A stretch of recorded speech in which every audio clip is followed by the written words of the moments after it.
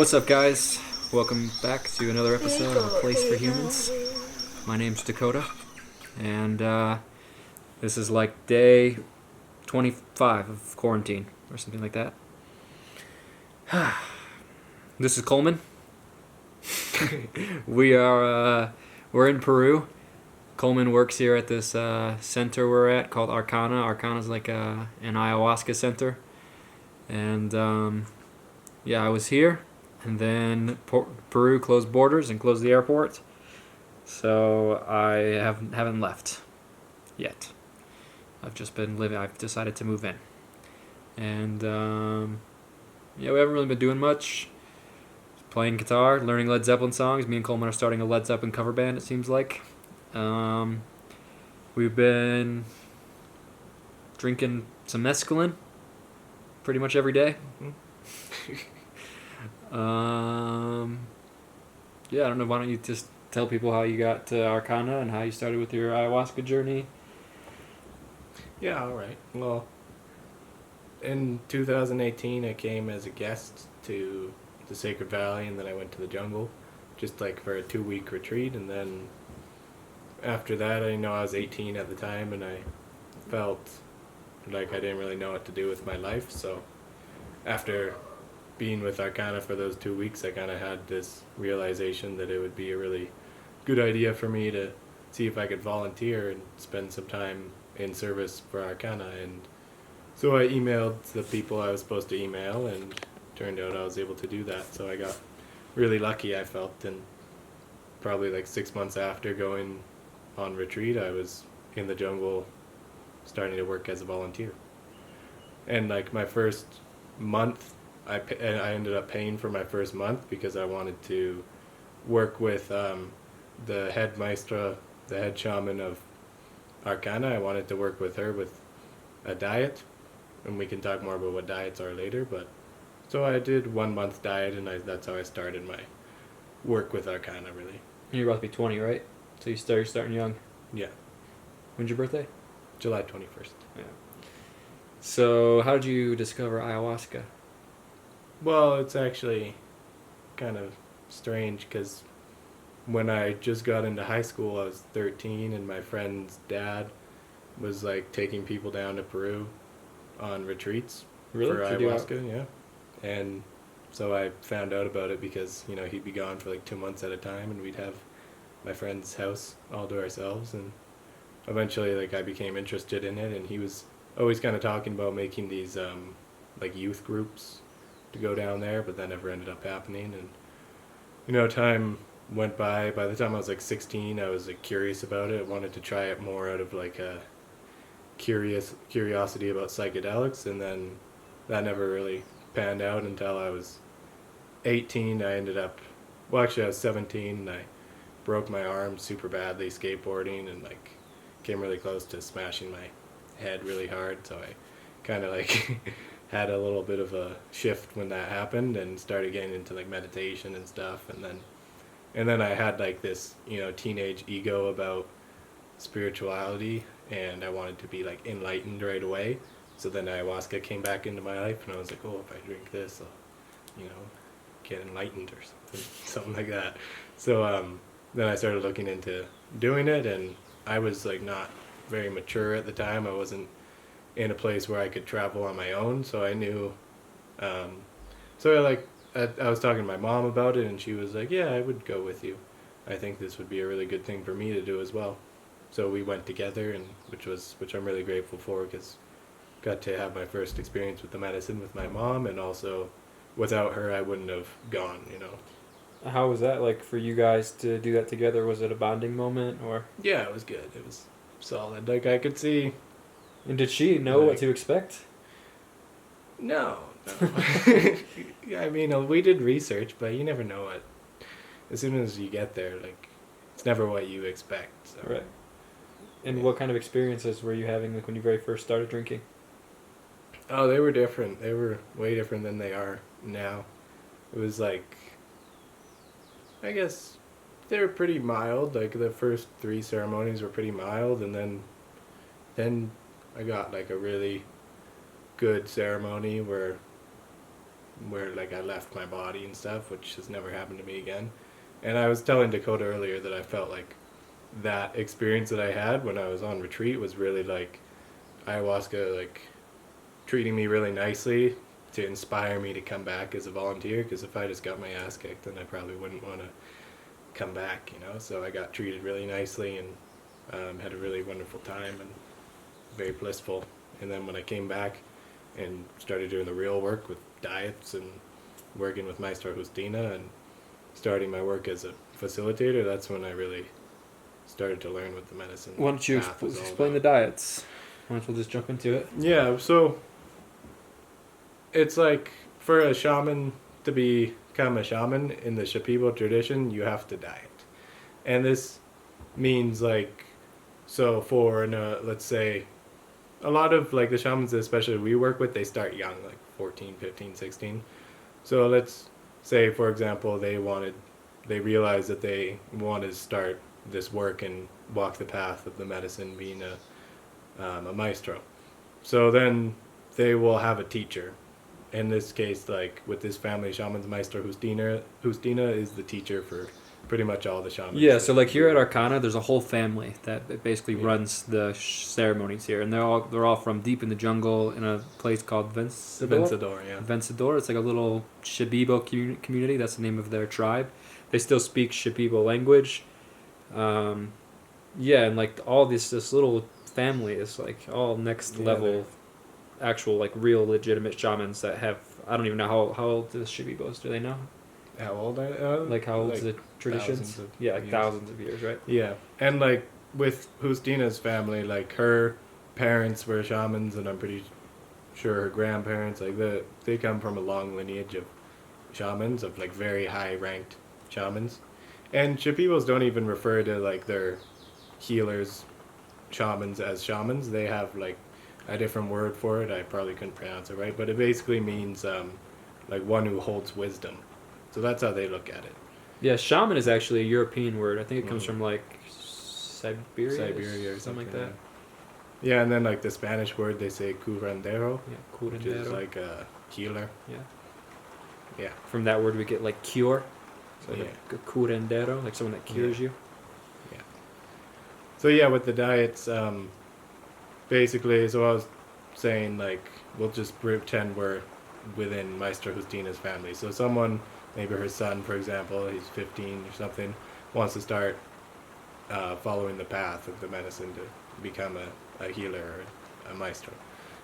So then, you know, they will have a few ceremonies together drinking ayahuasca, and Justina will be able to see while she's in the ceremony under the effect of ayahuasca, the plant that her apprentice is supposed to diet will come to her in the ceremony, and then they will then open this diet. So the way it would work is, you know, this plant comes to her, and then she'll go and find it in the jungle. Together they'll probably go and find it, and then they'll open it by, you know, usually it depends on the teacher, depends on the plant, depends on the diet, but usually they drink it, like they'll drink the plant submerged in water and tobacco, and then, you know, let it sit for a bit and drink that. And then this kind of like, they may do it on the first day of their diet, they may not. It's really something that, like, you know, I'm not a maestro, I don't know the way this works, but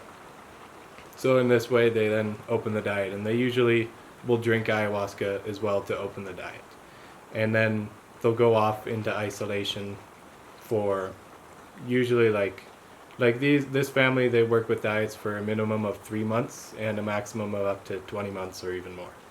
So like let's say this one is 3 months, so then this person, the apprentice, will go into isolation in the jungle, like in their community, but somewhere off where it's designated for dieters. And then this person will fast, usually like not like a full fast, but eating once a day a very specific type of fish that comes from the river, and it's a fish that only eats algae and it has no teeth. And then plantains, green plantains, and no sugar, no salt, no oil or anything. And usually they only drink water at the time of their meal, like let's say 12 o'clock they eat. And then Yeah, and it's not like they're drinking this plant every day either. They may drink it like once a month or a couple times a month, and they may also, depending on the plant, take baths with the plant. So this could mean like if it's some kind of plant with leaves, they may like kind of mash up the leaves and put it in a big tub of water, and then you kind of like bathe yourself with the plant maybe 3 days in a row every month, and then drink it once a month, something like that, you know. And in this way, when they're in isolation and they're fasting and they're working with this plant, it's like they're really quieting down all their senses, because they're not talking to people, they're not listening to music, they're not reading books, they're just sitting in silence and concentration in isolation, in a fast, you know. And the way that they eat, with no salt, oil, or sugar, or no sensations at all, this really is like narrowing down your senses, right, to a bare minimum. And in this way, when we become so quiet on all levels like this, they start to learn from the plant. After some time, the plant can start, you know, communicating in them in some kind of ways, or stuff like this. And usually after a good 6-month diet, the plant or the plants that they have dieted will begin to, the shaman or the healer will begin to be a channel for these plants. So like in ceremonies, when they drink ayahuasca after they've had a few long diets like this, then they become like this channel, and the plants are able to sing through them. And this is called an icaro. When the songs that these maestros are singing in the ceremony are called icaros, and they come directly from plants that they've dieted. And it's not like they, you know, receive the icaros and they have them memorized and they recite them in ceremonies. It's not like that at all. They actually couldn't sing an icaro if they weren't under the effect of ayahuasca. So they have to drink ayahuasca, and then once they start feeling the effect, the icaros start coming, and they start following the melody of the song that is coming, that is being sung through them. And the way to look at it is like these icaros in the ceremony, these are the way that we heal in ceremonies, because that's really what you know, coming to drink ayahuasca is all about, is about healing. And ayahuasca does a fair bit, but the shamans in the ceremony, they're doing a lot of the healing work for us, and this is through the icaros, because these plants that they've dieted are like they're medicinal plants, and when they're able to be the channel for these plants to sing their songs, it's like they're singing the vibrational structure of the plant. So just as if we drink a plant, we're receiving the plant's vibration. So when we hear it through sound, we're also receiving the plant's vibration, and in this way we're being healed through it. And that's like one way to look at how we're being healed through the icaros. It's also like another way to look at it is like, you know, they're kind of invoking the spirits of these plants to work with you in energetic ways too. But that's the way I like to look at it. Yeah, the way I kind of look at dieting, and I don't really know too much about it, I've just started learning about it since I've been here in Peru, but the way I kind of look at it is like, you go into isolation and you basically just befriend these plants, and you hang out with them enough for them to trust you, and then the plant starts giving you wisdom and starts teaching you things. And I guess like plants like ayahuasca, like you were saying while we were walking the other day, that there's like certain plants that are just a lot louder, like ayahuasca and mescaline, and like these sort of really intense psychoactive plants have a bit of a bigger voice. It doesn't necessarily mean they're more powerful than like camalonga or these other sort of medicinal plants. But something I wanted to ask you about, and it's kind of stupid for us to talk about it since this isn't our culture, but what do you feel about like ayahuasca tourism, working for like a center like this? You obviously see all kinds of people come here. People come here with shitty intentions. Like you said, that one guy came here asking ayahuasca to give him more money and stuff like that. Like, a big thing when you're doing ayahuasca and doing ceremony is to have an intention.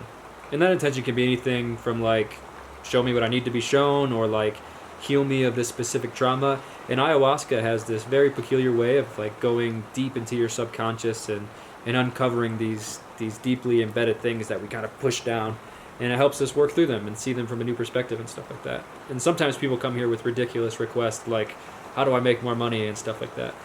So like, what do you think about ayahuasca becoming more of a kind of trend and people coming here for maybe not healing and stuff like as the tradition would. Yeah.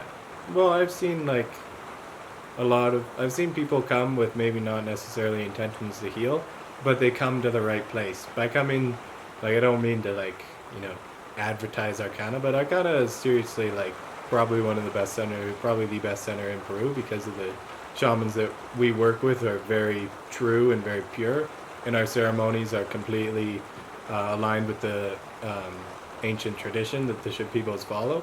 So even if people don't come with proper intentions or whatever, they're still here and they're still receiving a really great treatment, and they always come out, with more than they expected. And it may be like a rough ride for them. It may be like they're not getting at all what they expected, because no one ever gets what they expect. But some people, it affects more than others when they don't get what they expected, and it can make kind of a rough week for them. But in the end, I always see people leaving with great with a great healing and with great happiness behind it, So I could see it being, it's really like, for me here, when people come here, is a great thing.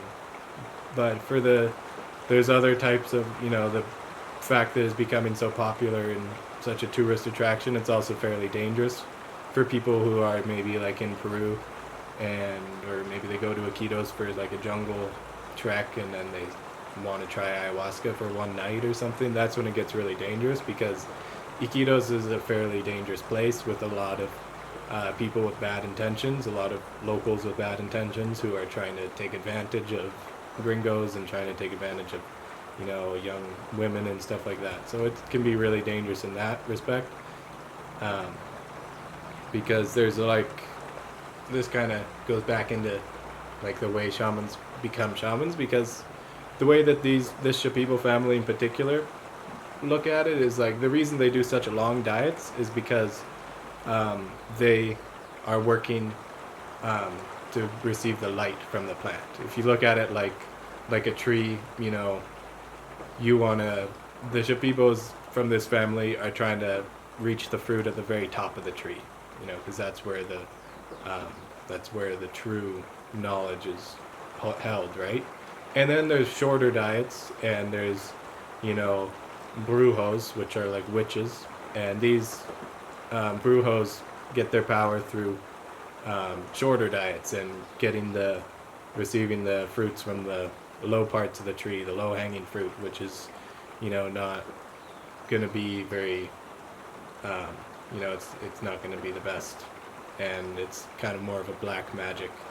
And there's a lot of people like that out there, and they use their power through, that they receive by taking shortcuts, and they use it in bad ways to manipulate people, to rob people, to abuse people, or even in more subtle ways to take people's energy and stuff like this. So there's some really dangerous stuff out there, especially in the jungle. There's a lot of, magic and bad energies, and so it can be fairly dangerous in that way, because one thing the maestros tell us here is that each plant has light and dark. So, these shamans, they work with the light of the plant, but there's many shamans or brujos that work with the dark part of the plant, and this is like, where black magic comes from, and it can be very dangerous for people. So this is why it's really important, like, if you're curious about ayahuasca, make sure that you dedicate a trip to Peru to do it. Not like, I'm going to try ayahuasca one Kentucky. time. Yeah, don't do it in the States. Well, I don't know. I wouldn't recommend doing it in the States. I mean, I would personally recommend doing it somewhere with someone that comes from these traditions. Yeah. Because, like, it's easy to play shaman, but, I mean, just maybe, like, 3 weeks ago, right before all the quarantine stuff happened, maybe a month ago, there's a center in Iquitos, Iquitos is the largest city in the jungle. The only way you can get there is by airplane or boat. There's no way for you to drive there, because it's in the middle of the jungle. But there was a center there that's owned by a white guy who is doing it kind of non-traditionally, and someone died like a month ago. So it's also dangerous if you're not working with someone that knows what they're doing, because ayahuasca can actually kill you. He didn't actually die from ayahuasca. He died because the the shaman took him off of his insulin. Yeah, that's Yeah, he took him off his insulin, and he ended up dying. But ayahuasca can also you can die from ayahuasca if you have like certain drugs in your system. Yeah, like antidepressants. Yeah. And stuff like that. That's why it's really important to go to a center that is well reviewed, Yeah, not like some random, basement thing. yeah. Because, with Especially in the centers- States, yeah. everyone's on pharmaceuticals and stuff like Yeah, that. with well-established centers, they have medical coordinators, and they make sure that you're off different things, and they know when you should stop taking certain things and stuff like this. So it is really important part of it. Have you experienced any Brujos since you've been working here? Like any Brujo attacks or anything like that? In the jungle, yeah, I mean it's pretty common in the jungle, but just because there's so many, and there's so much energy in the jungle, and the jungle center is like near, different villages, and there can be certain, brujos in those villages that are trying to mess with the ceremony. And, I've never seen these shamans lose ever. They can always, because they work with light, and they're very well established, and they have so much strength because of the commitment. They've committed their entire life to doing this work, and they work with really powerful plants, and so they've never, never lost. I've never seen them lose. And they always say, like, if you're being attacked, stay calm and receive it, which is interesting. And in this way, they fight it back with their light. And so, yeah, I've seen many, like, different kind of attacks. You can tell through the Iquitos when there's a bad energy, or maybe it's like energies from some of the people who have Releasing had stuff? potential, like maybe there was a few people in the ceremony that were addicted to like cocaine or meth or something like that, and even if they have been clear of it for a few years, the spirit of this drug remains with you. And so with ayahuasca and in ceremonies, this spirit is being released, and they have to really work to get rid of this dark spirit. So sometimes it could be that, sometimes it could be, other trauma from people, sometimes it could be outside attacks from brujos or different just random energies in the jungle. I'm not a maestro, I don't know what goes on in their world, but you can really tell when they're fighting something through certain words that they may say in Shipibo. Sometimes they mix in Spanish words, and like sometimes you hear them say like pistol, And the intensity. or sword, or like steel, and the intensity and the speed. Usually, if there's 3-4 shamans, they're all singing at the same time, really fast, really intense, and at that point that you need to, like, if you had to go to the bathroom, you should not go. You need to sit up straight. And Something interesting about it that's in the jungle. I've heard this twice when I was in the jungle. Because when you're in like the temple, like this is the temple here that we're in now in the Sacred Valley, but the one in the jungle is a lot more like, just like there's just trees everywhere. Everything's like there's snakes and spiders, and it's like the jungle. Like you're it's the Amazon. So I've heard 2 people say on 2 different occasions as they were walking to the bathroom during ceremonies that they heard voices trying to persuade them to come into the jungle. Doug, you remember Doug? Yeah. He heard voices trying to get him to follow it into the jungle. Mm-hmm.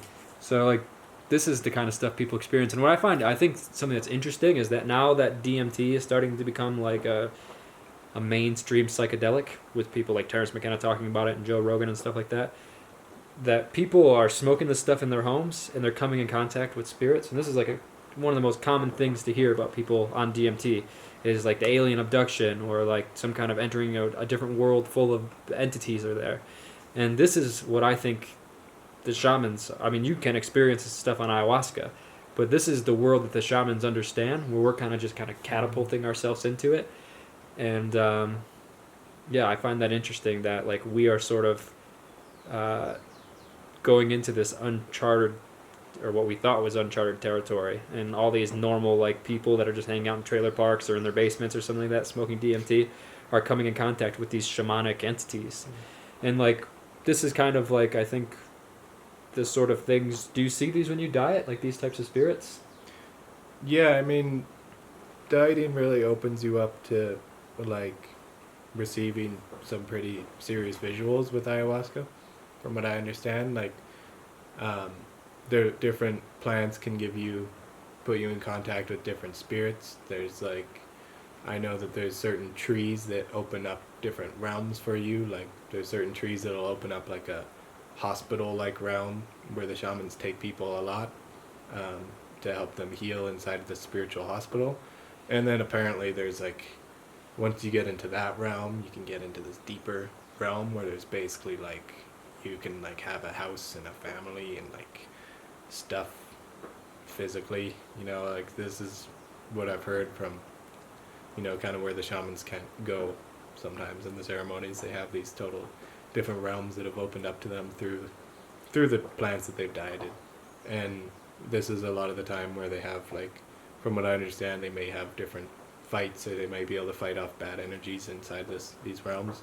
Is it like an astral realm? I don't know. Or you think it's... Because I remember Graham Hancock once. I was watching Graham Hancock on Joe Rogan, and he was talking about how his shaman that does ayahuasca with has an entire family in the ayahuasca world. Justina does too. Yeah, she has like a dad or something and a brother. Yeah, because cousins. Because there's like I said, those trees that open up these realms, and then there's a plant that is especially special to this family of shamans, and it's called Cooney. And this Cooney, it's like a bush-like plant. Like when I dieted, they gave me this plant for 1 month, and we went to go find it down the river in the jungle, and it was like just off the side of the river, like this kind of bush-like plant with these really fragrant, beautiful smelling leaves. And anyways, this plant, when you diet it, it opens you up to, like, it's got many benefits, and it gives you it helps you to sing Iquitos and stuff like that when you diet it for longer.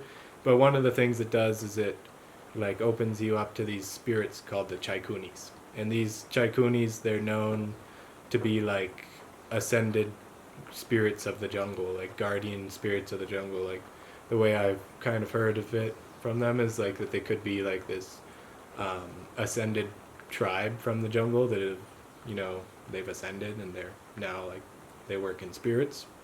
And anyways, these are like I've seen them a few times after dieting this plant, and like Justina and her son Eligio and all of the shamans, they work with these Cooneys, but Justina especially.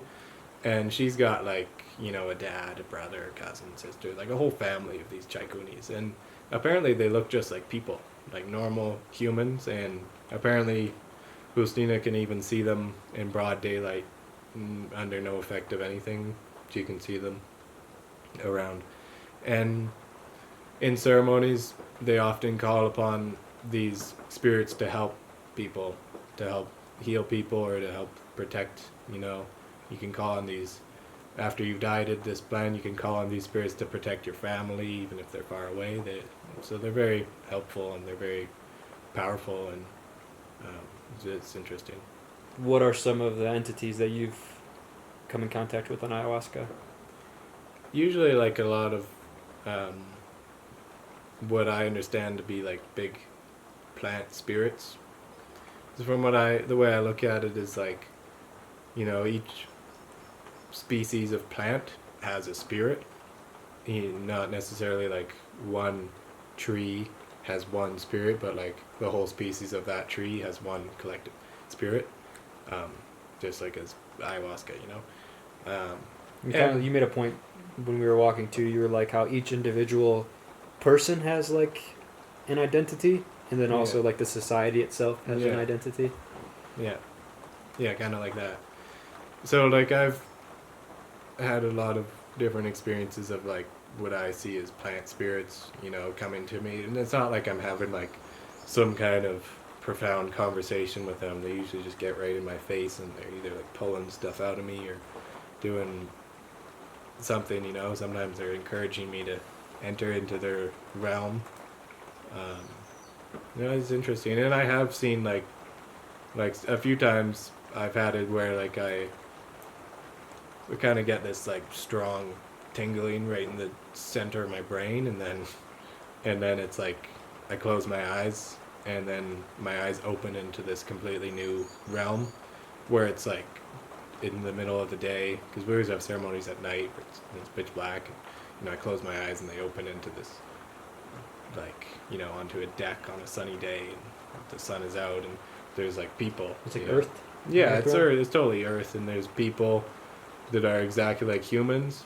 I've had it where they've been all like humans, where I assume they were Cooneys, because at this time when I had this kind of vision, I was in that diet, and I was pretty like new with the medicine at that point when I got that, and I got pretty scared because I didn't want to get stuck in this realm. So then I came back, and then it happened again, and did the same thing, got a little scared, and then more recently it's been happening a couple times where like, same kind of scenario, but the last time it happened, it was like a couple people and then like some really tall, like yellow spirit and like this other yellow one, and I was really ready for it this time, and I was like, I need to stay in this realm to see like what these guys are about, because I knew that they are, spirits that are of light, and they're here to help me.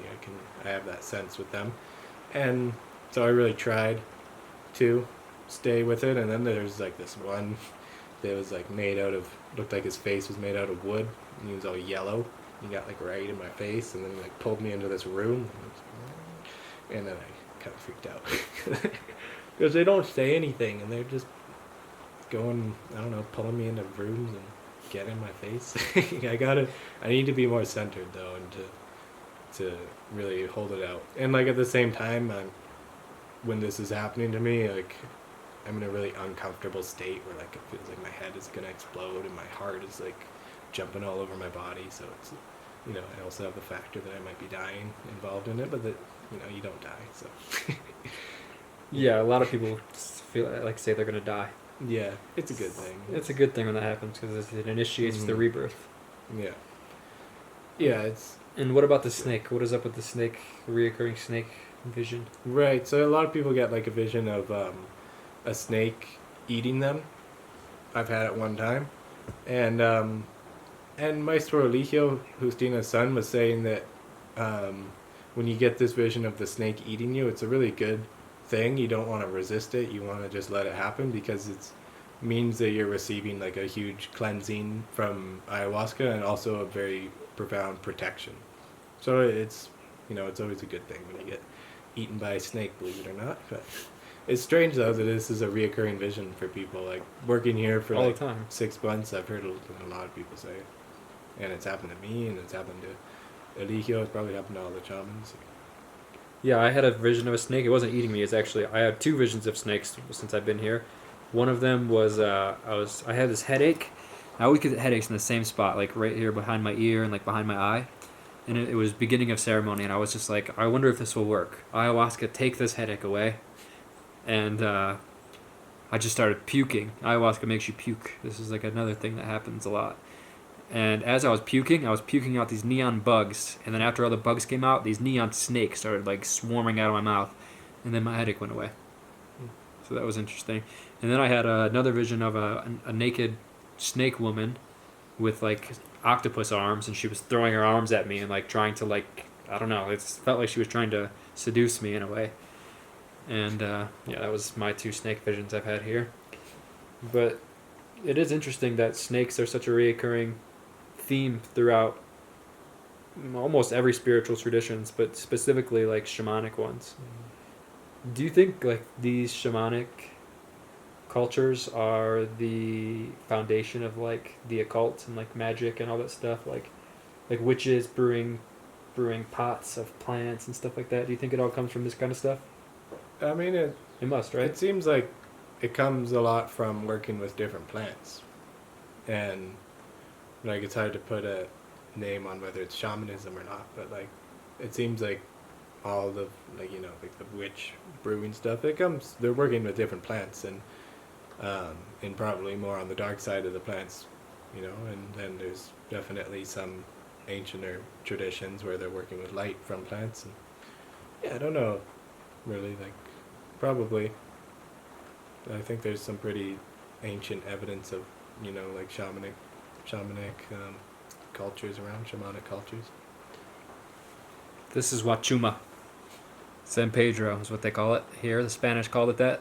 They call it that because San Pedro is he's the saint that holds the hidden key to heaven.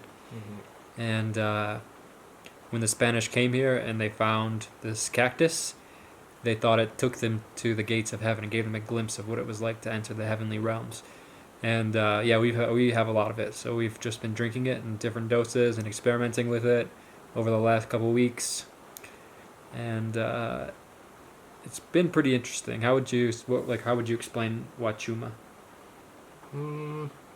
It's one of the most safe psychedelics. You can't overdose on it. The main alkaloid or psychoactive chemical in it is mescaline, which is similar to peyote. But I've never done peyote, but I'm pretty sure this is considered a lot lighter. It's milder. I haven't done peyote either, but it's definitely milder. And like the reason you say it's like really safe for psychedelics is because it's actually not a psychedelic, it's an empathogen.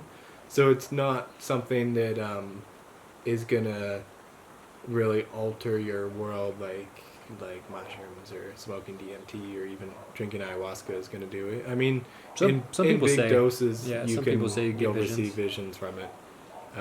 We haven't got there yet. Yeah, it's really a wonderful plant medicine though, and it's a great teacher, because in the way that it's so gentle with you, it's really great for people who are starting. I can feel its power though. There's been moments where I'm like, I can tell that this thing can take you away if it wants to. Yeah, it's really great for people who are maybe a little bit nervous to enter the world of plant medicine, but at the same time need some kind of like healing or realignment and just more joy coming into their life. This is a really great plant for that because it works gentle. It works especially with a proper brew and someone who knows what they're doing and a proper dose. It can really be a gentle yet very powerful teacher, and it can really change your life. It's very powerful. Yeah, we've been slowly upping our doses with it. Right now we're on like two like large shot glasses. 2 of these, yeah. 2 of those, 2.5. 2.5. We're at 2.5 of those guys. And you cook it down into a tea. It's a 3-day process to cook it down. Yeah, and you actually only use the outside, like there's the outside green part here, and then there's like maybe another millimeter of dark green. Cut that off, flesh. Right? You use that only, and then there's on the inside it's all white flesh, and is very slimy. And in traditional ways they cook like the whole thing, from what I understand, and you end up drinking like this cup of big cup of slime, and it's really disgusting and it makes you super nauseous. But we're very blessed to have this one really good maestro of San Pedro who has been showing us a really great way to cook the medicine, and he always cooks it for us. And the way he does it is only with the outside green part, and cooks it down with water and lemon, and then so it takes away some of the nausea. And you could probably add other things into it. I'm sure you could add ginger into it, which would probably help take away some of it. And that also reminds me that you can even add other things to your brew, other plant medicines, and it can they really work. We were just reading today. I have this book on my Kindle called the Encyclopedia of Psychoactive Plants or something like that, and it's got pretty much any plant you could think of, 3,000 pages of every plant. And they actually add a plant here that's called Toei, and there's a Toei plant out there. It's kind of like this elfish looking flower plant, and it's very toxic, but traditionally what we were reading is that they would sometimes add some of that into the drink, which I would imagine takes you to some crazy places. Toei, or I think it's in the Datura family, they seem to use it traditionally here in Peru for divination or to recover lost things. I always read that with Toei, is that they use it a lot to find things that they've lost, or if someone came and stole something from you, the plant will reveal you to who it was. So I thought that's interesting. But yeah, Toei apparently some witchcraft. But Toei gives you very hellish waking nightmare type of visions if you don't know what you're doing. So that's a dangerous one. But it's I'm really interested in it for some reason. I always feel I feel really attracted to it. Maestro Rodinho made a diet with it. I wonder how he did it. Because apparently you can Either, smoke the leaves, you can drink the flower, and even the root Probably is drank psychoactive. Probably drank it. And yeah. Yeah, my sorting was pretty special. Yeah, so there's like a maestro here that is living with us. He's from the jungle.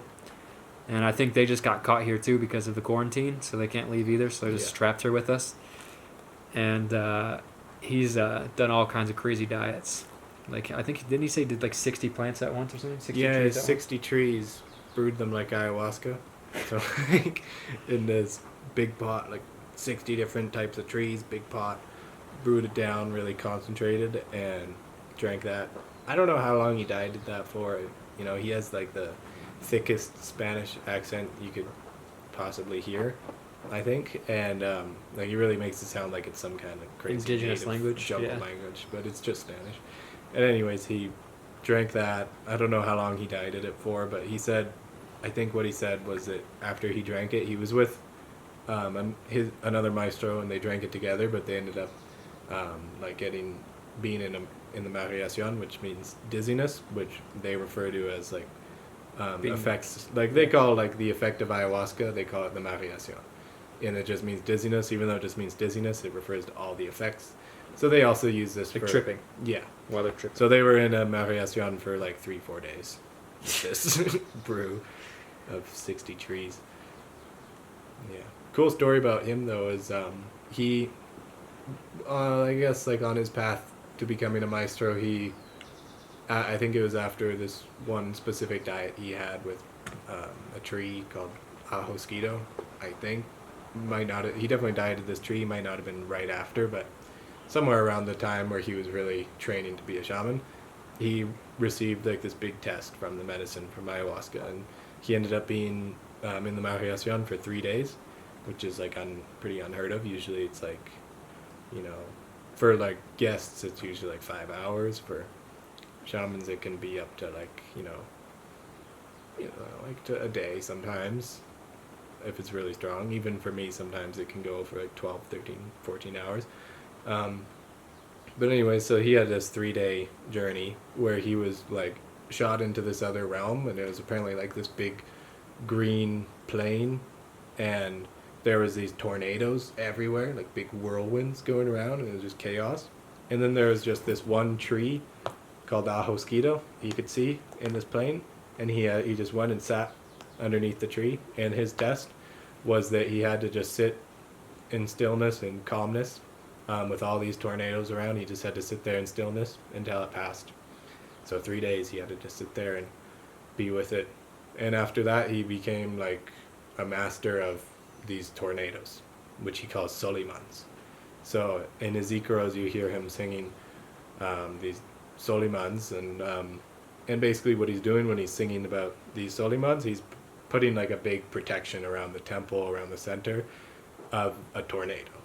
Like a big whirlwind going around, so nothing can get past. You know, anything that wants to come in, any bad energies are completely shielded from it. So it's pretty powerful. It's really cool. There was apparently what the shamans were saying maybe a month ago, or maybe it was 2 months ago, when they said there was an anaconda living out there. Yeah. And there's all kinds of crazy shit happening here. Yeah, yeah. Like there was one of the water pipes or something in here broke. Yeah, that was the whole thing. And what else happened? A bunch of crazy stuff was Well, happening. basically, like, there was 2 shamans here, and they were just starting to have a really hard time in ceremony because of this Anaconda's energy was kind of pissed off at us because of certain activities we do at the retreat. Like, we do this drum ceremony. We have this big drum, and we all beat it together and sing. So, like, apparently this was pissing it off a little bit. So it started sending bad energy our way, and in the ceremonies, and so the shamans started to have a really hard time fighting this off in the ceremonies. Yeah, they had to call in other shamans. Yeah, so we had to. Bring in the big luckily guns. Jose was here, the owner, and he had to call in Maestro Justina and Maestro Edinho, and so we had Maestro Justina and her son Eligio, and then Eligio's cousin Wilma, and then Maestro Edinho. We had all 4 of these shamans in this small space, and they there was 4 of them for a week or 2 weeks, 2 weeks, and then their Ringho ended up staying for another couple of weeks after that, and I think like, you know, the 4 of them together really started to get the job done. But then after a little bit longer with Erdingho, he said that, you know, he's made it so that the Anaconda is now like a protection for the center. So he like, from what I understand, he like leveled with the Anaconda, made friends with it, and like, and now we have this great protection of this Anaconda that's living in the river. Because somehow they, like somehow they even knew like where the Anaconda was in the river. Like they knew in the daytime it was like there's a bridge up the river that way, and they were saying that in the daytime it's like at the bottom of the river underneath that bridge, and then at night in the ceremonies it would swim down over more close to the temple and be at the top of the river. And like how they know how to track this Anaconda just through like, you know, their spirit, I don't know, but it's pretty interesting and cool that now we have a good protection here. Somehow her Dingho is able to, the Anaconda tamer. That guy told me, Dingho told me that one time he was in a diet and he was in the jungle, I don't know, probably like walking around a little bit, and he ended up getting swallowed by an anaconda, swallowed whole, and luckily he had a knife in his pocket, so he was able to cut himself out of the anaconda and get away. And then he said he went back to his house and he was pretty shooken up by it. And like and someone had to blow tobacco on him for like, wasn't he covered in blood? Half an hour. That's a different story. Oh. Yeah. That one is really like, I don't know if I should even go into that one because it's like so hard to believe. Yeah, they got some crazy stories. Like one of the other shamans married a mermaid. That's Erdingho married a mermaid. Oh, Ardingo married a mermaid? Yeah, yeah. I thought Eligio married a mermaid. No. Ardingo? Eligio has a normal wife. Erdingho's the one with all the crazy stories, yeah. Apparently he married a mermaid, yeah. Apparently he was fishing and in the river, and then he got pulled under by this mermaid, and a mermaid said, like, you have to marry me or else you'll die here. So he married this mermaid. He also, the way, if you can butt in if I'm wrong, but the story about how he became a shaman was he got bit by an alligator or a crocodile. Yeah. Okay. By alligator. Yeah. And he's got like one little kind of like small leg, because I guess he got bit by an alligator, so it like stunted the growth of his leg. So he kind of just hops around. Yeah, he's got like a big, He got, like, a basically normal looks leg. like a tennis ball on his ankle. That's what I understand too, is that this happened to him when he was like 12, 13, and then... and they started curing him with plants. Yeah. And that's what really brought him into the world of the plants and the world of shamanic wisdom. Mm-hmm. And the cool thing about Erdingho is he's not actually Shipibo. He comes from a different tribe. And he ended up... Like, now he's basically a part of this family that we work with, because at some point, some years back, Justina got really sick through something, like some kind of energetic attack, you know, happened to her, and she got really sick and was like close to death, and Justina's brother couldn't cure her, and like the other shamans that they knew couldn't cure her, but luckily Justina's brother knew Erdingho and called him, and Erdingho came and was the only one that was able to cure her, and now they always work together, and having those two in a ceremony is really powerful. And like Shipibo shamans, they always sing in Shipibo, and Shipibo is a very beautiful language, and so their Icaros are all in Shipibo, and it's like really beautiful. And then Erdingho's Icaros are like a mix of Spanish and some strange language, and they I don't know what language it is, but they're not necessarily like pleasant at all, but they're like incredibly powerful, and like they'll really crush you and at the same time really heal you. So it's cool. It's amazing. Yeah, it's a whole world that we're unfamiliar with. Like, it seems like such a fairy tale, but the reason I believe a lot of it is because, like, well, it doesn't require belief. If you come here and you drink ayahuasca, it will deliver itself to you without any dogma, without any, like, it will show you that there's something else that you didn't know was possible. And the more you work with these plants, the more that world starts to open to you, and the deeper you can get with it. And maybe it's in our heads. I mean, I guess everything essentially is in our head, but the fact that there's places inside of us that we don't know exist.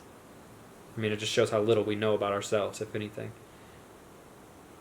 Yeah, I really feel like, with the whole thing of not believing, like, oh, that's not physically possible, or that's, like, what, is any of this on Earth, like, is anything that's happening right now, like, how is that physically possible, it's like, just, like, drop it, and just, open your mind a little bit, because anything really is possible, and I've seen it here, like, with Bustina, because she dieted a plant for 20 months, this tree, Camalonga, and in doing this, she through her 20-month diet, this plant gifted her the power to perform these spiritual surgeries kind of thing. She calls them chantas. So people have like different chronic pains in their body somewhere, or even like energetic blockages. Sometimes it may not be like a pain, but it could feel like some kind of blockage or some kind of weight. And she'll check it out for you using her hand, and she'll be able to feel if there's like some kind of pulse or electric pulse. And then she'll know if there is, then she'll know that it's a chanta. And then we organize, like we mark down who has the chantas, and then after ceremony, she'll ask us to call one person up, and she'll find the chanta again on their body, and she'll start sucking on this part of their body. Let's say it's on their back or something, or on their stomach. And first she sings an Icaro to this bottle of agua florida with chaikuni inside of it. And then she sings the Icaro to it, and then she blows the agua florida on the spot where the chanta is, and then she starts sucking on this spot. With her mouth. Yeah, with her mouth, and she starts biting and sucking. And then after some time, she gets, like, this chanta starts coming out slowly, and then it comes out, and as it comes out, it, like, takes form. It materializes into something. And it's not like she's holding the thing in her mouth already. It's nothing like that. It's like this energetic blockage is getting pulled out by her, and then as it comes out, it takes form. That's how it works. And it takes form as a bug, sometimes a live bug, sometimes like a worm, sometimes a fish bone or a thorn, or even like a nail, pebbles, like a piece of wood, leaves, anything. And then she, and as she's doing that, she has support from like 2-3 different shamans and facilitators as well. And so as she pulls it out, she takes on all this really bad energy and has to spit out the thing that she took. So one of the shamans is there with some paper. She spits it out on the paper. That shaman goes and burns the blockage right away, the thing that materialized. And then she goes through this really rough process of processing this bad energy for you. And, sometimes she vomits or kind of loses her breath, coughing and vomiting and coughing, and, can't really breathe properly. Sometimes she completely passes out for 10 minutes, 15 minutes, sometimes even. Like, we can hardly get a pulse on her. It's like, sometimes we worry she's going to die, but she never does. So it takes, like the owner, Jose, always says, it takes, like, a really open mind. Even when you have a really open mind, like, to believe this is, like, really hard.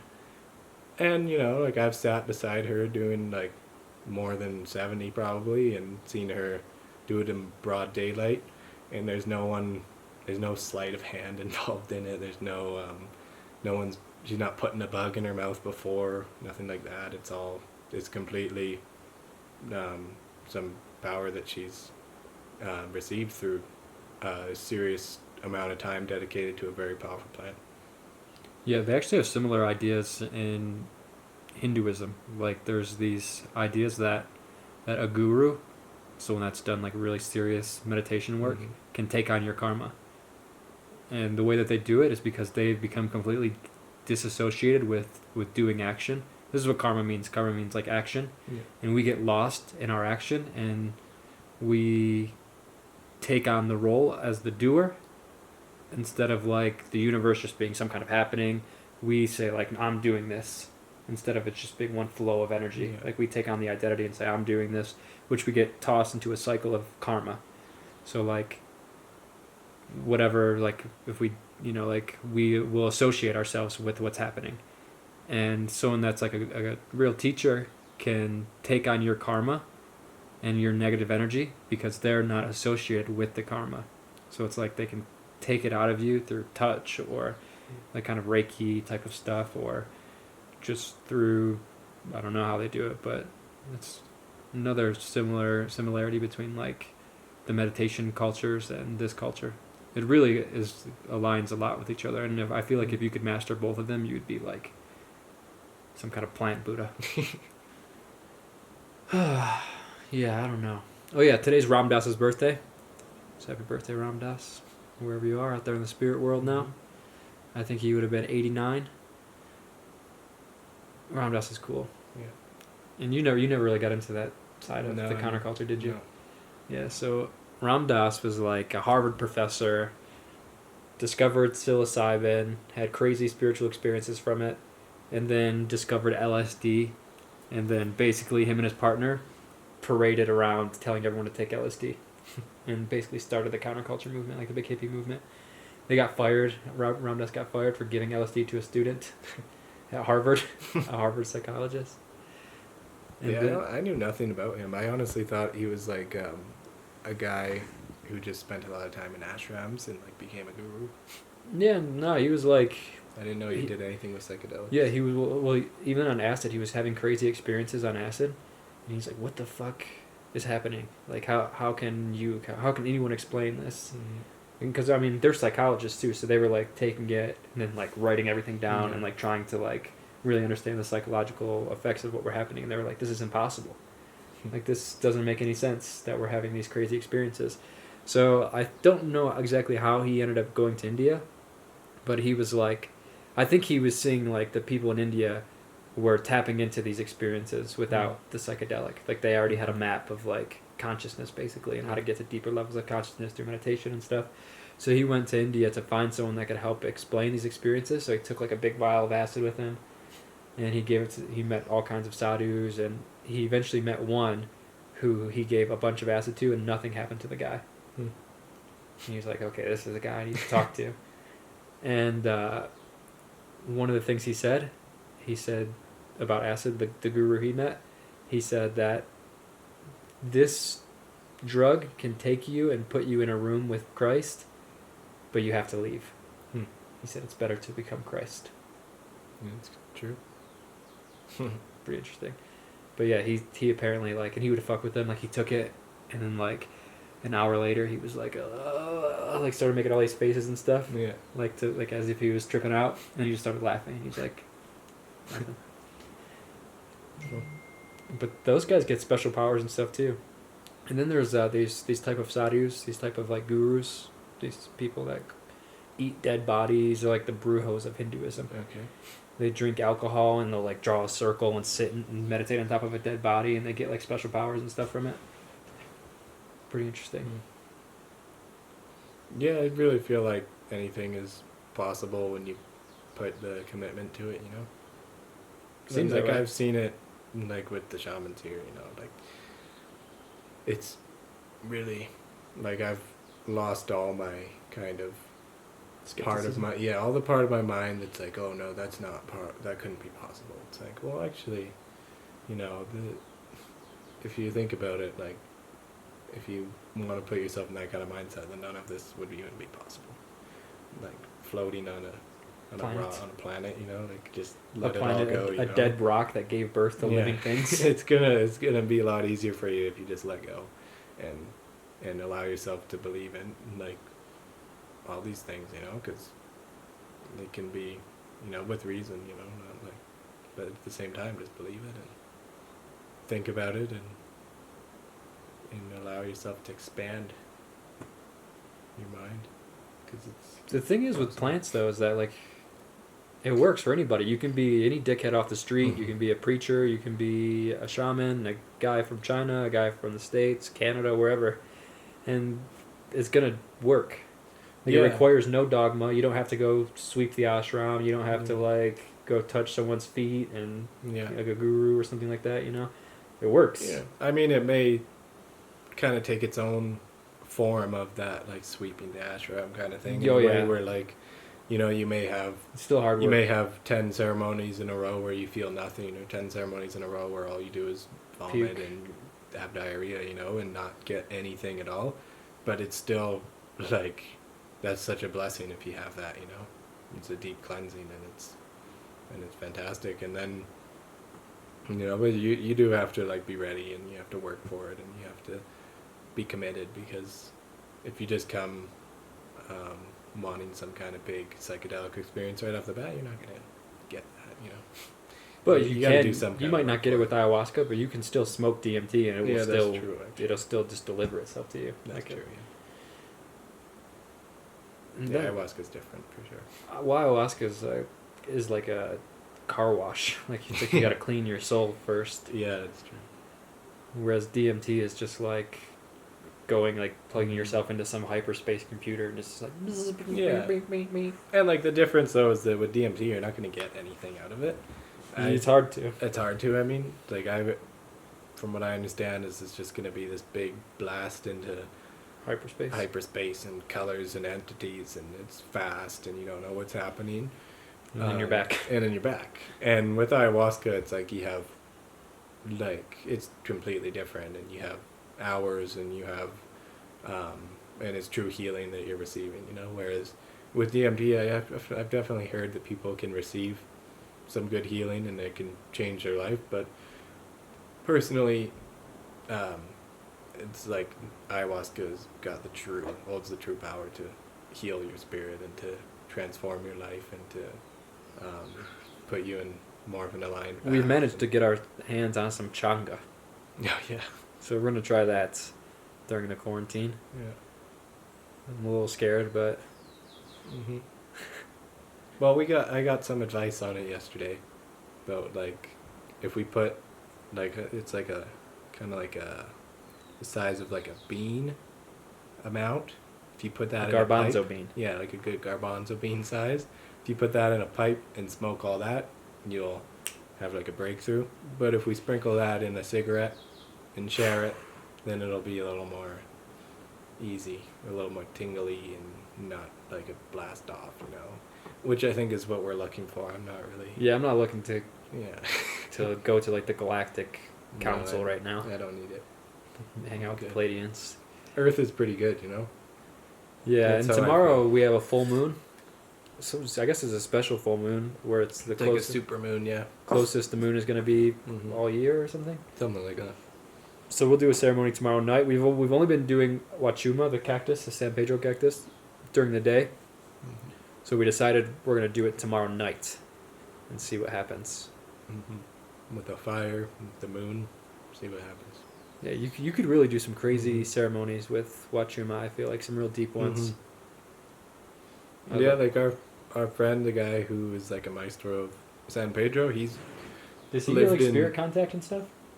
yeah, he has. He's lived in the Sacred Valley for 7 years now, and he's done some pretty cool stuff with wachuma, like going up into the mountains here in the Andes and at night and drinking big doses by himself. And he's shared with me some pretty cool stories of like one time I think he was in Cusco and he drank at the top of this mountain, and then like the moon was like sitting right above this mountain that he could see, and the moon told him, all right, we're gonna stop, time is gonna stop for a while now.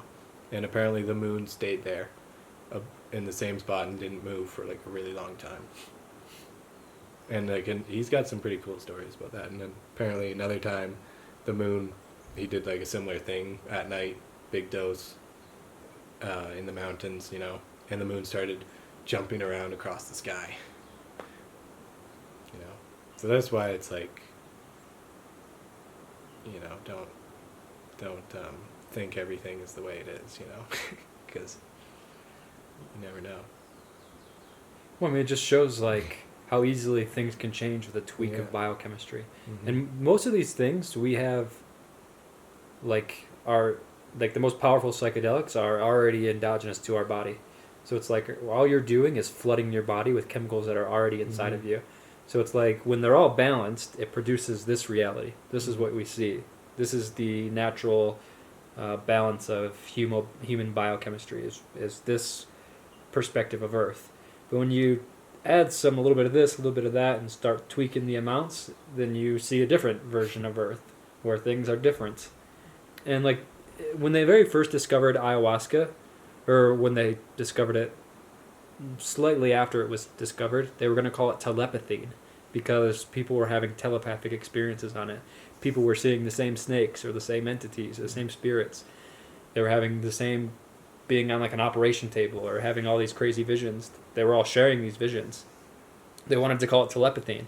And then when they went to like call it that, they realized it was already discovered and it was called harmine, which is, I think, the MAOI, I think. Yeah, it's like when DMT is mixed with the MAOI, I think, and that makes it so it's like this DMT that can be like processed by your liver and go through your digestive system slowly, because there's like some kind of thing in our body, an MAOI, that processes DMT really quickly, because DMT is we got an enzyme in our everything. stomach that cuts it off from being active. Because if we didn't have that, like, we'd be tripping all the time. Yeah, because from what I understand, every living thing has DMT in it, so and especially with plants. So, I mean, obviously some more than others, but by having the MAOI inhibitor, the MAOI in it, it puts this enzyme in your stomach on a break. Yep. And so that's like how ayahuasca works, because the ayahuasca vine has the MAOI, and then the chacruna leaves have DMT, a lot of it. And then these two things are brewed down together into a fairly thick brew, and you drink that, and then you are able to be in this state for 5-6 hours because of the MAOI. And mushrooms are actually pretty much the same thing. Mushrooms have a built-in MAOI already in them, and the psychoactive already in it. So you get like all of that in a little. It's a good combo thing. of those two. It's cool when the plants have them. When one plant has both of them. Oh yeah. Are we doing mushrooms tomorrow too with Wachuma? I think so. I think it's time. Yeah. We've been pushing it off. Mm-hmm. It's been recommended by our maestro of Wachuma to try mushrooms with it. So, see what happens. Should be fun. Why not, right? That'd be cool. This would be really interesting. We'll make a fire, sit there, and hopefully get some crazy spirit contact or something. Would you ever like do a proper ceremony where you try to invoke spirits? Or is that too brujo for you? That's a little brujo-y. I don't know. I don't know. You know, like, I'm not in a place where I could be holding a ceremony myself, so I couldn't say. Yeah, it's hard to like think of something like that, because I'm just totally not in a place where I have the wisdom to hold a ceremony for ayahuasca or something like that, you know. But from what I understand, like what the maestros do here is they do call in different spirits for sure, like the spirits of the different plants they've dieted. But and Erdingho, for example, works with different angels and Jesus and different spirits a lot, because he, you can actually diet more than the Bible, right? Yeah, you don't actually have to diet a plant. You can even diet something like the sacred Bible, you know. So he was able to, through dieting it, he was able to like really embody the light of the Bible, the light in it. And so in ceremonies, you hear him singing a lot to Jesus. Jesus Cristo. Yeah, and to different angels. Gasolina. Yeah, and he even dieted gasoline. Not entirely sure like in what method he was consuming it, but he dieted gasoline, and apparently it's got this like, what he said was, it has like these two strong spirits that come in the form of Colemans, in the form of tornadoes, like a blue one and a yellow one, and so it's like a strong protection. When you hear him saying gasoline, he's like throwing a protection around the whole center, you know. And it's like, you know, it's important to have protection, especially like after you're working with the medicine in a center that works with the medicine. It's important that the shamans are constantly protecting the center, because kind of like one way to look at it is like, if you come for a week in the Sacred Valley, for example, there's 3 ayahuasca ceremonies.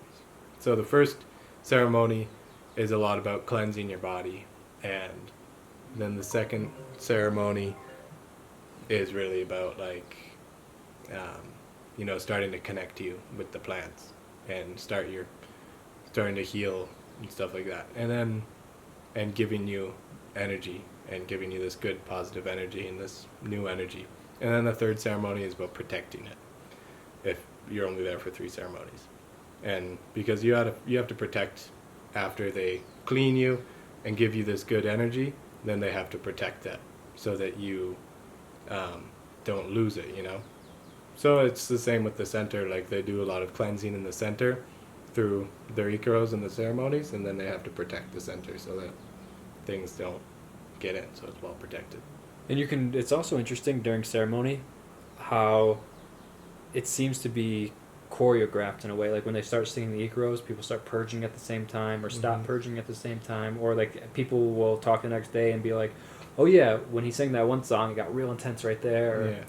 Like it seems to be like they are really guiding the experience. Yeah, totally.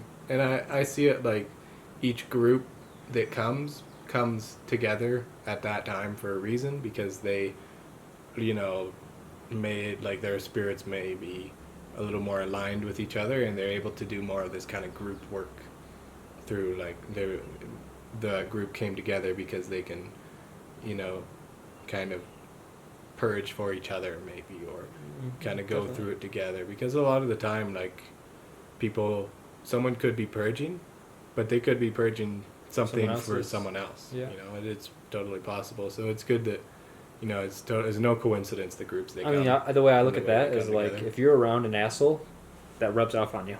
Yeah. So it's like the same. It's like the same kind of thing. Mm-hmm. Like you can just see like an angry guy walk by, and it's like, oh fuck, like it just like gets on you. Yeah. Or like when someone laughs, you start laughing. Yeah. Like we're contagious creatures, so like we do take on the energy of other people, and especially in those heightened sensitivity states like that, you can definitely start purging stuff from other people. Yeah. I think there's popcorn all right there. Popcorn salts all on the ground. Okay.